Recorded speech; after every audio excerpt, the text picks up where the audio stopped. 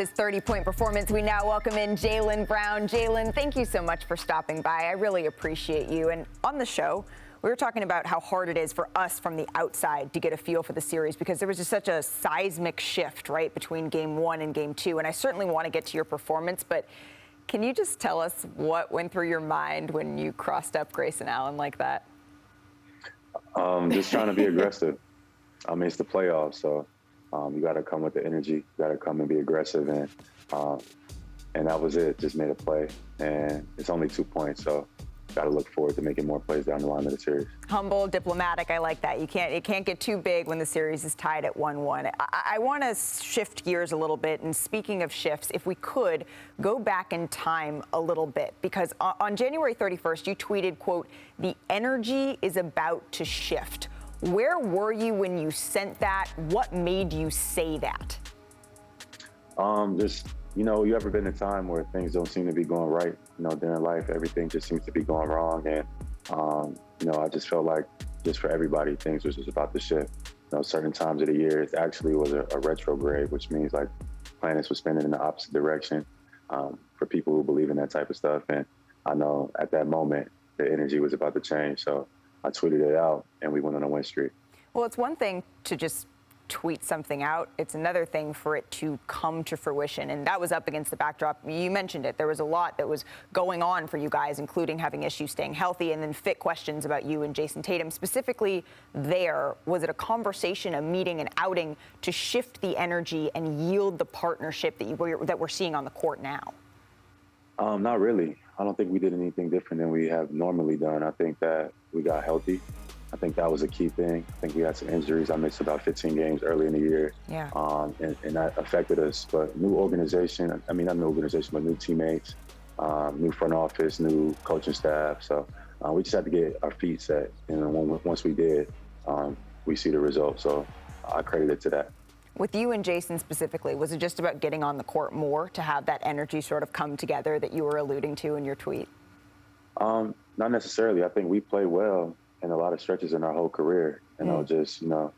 People right now, I just had a lot of, criticism and critiques. That was fair because things weren't going right, but it wasn't necessarily because me and Jason didn't get along or didn't play well together. It was just because we were trying to fit all the parts together and trying to figure out how we can both be ourselves and at the same time, complement each other.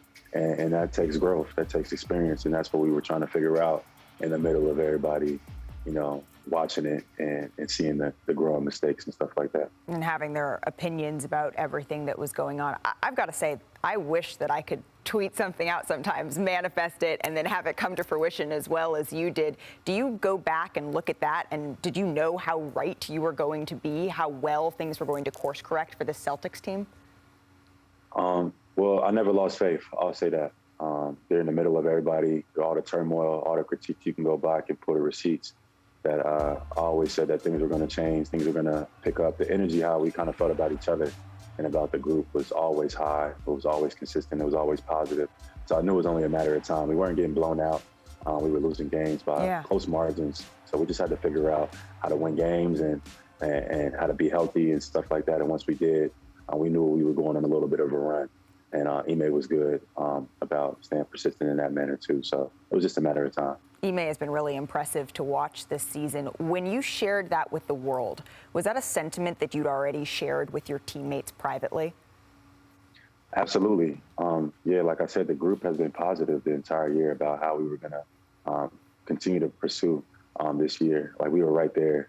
So once we got healthy, once we figured things out, things just sort of clicked. I've been on great teams and I've been on teams that, underperformed. So I could sense that the energy was there and it was about to shift, and it did.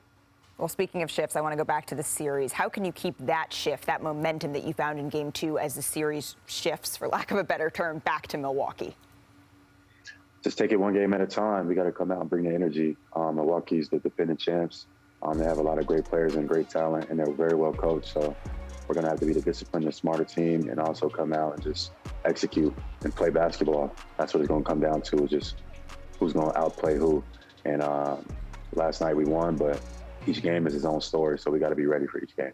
Jaylen Brown, I appreciate you stopping by NBA Today. Are we going to see that shirt come out again? The energy's shifting? Yeah, it's online. You can find it online on the juiceshop.com. You can find it. It's already being sold. So appreciate you, Malika. Thank you for everything. I appreciate you. Thank you so much. Thanks for watching ESPN on YouTube. For live streaming sports and premium content, subscribe to ESPN Plus.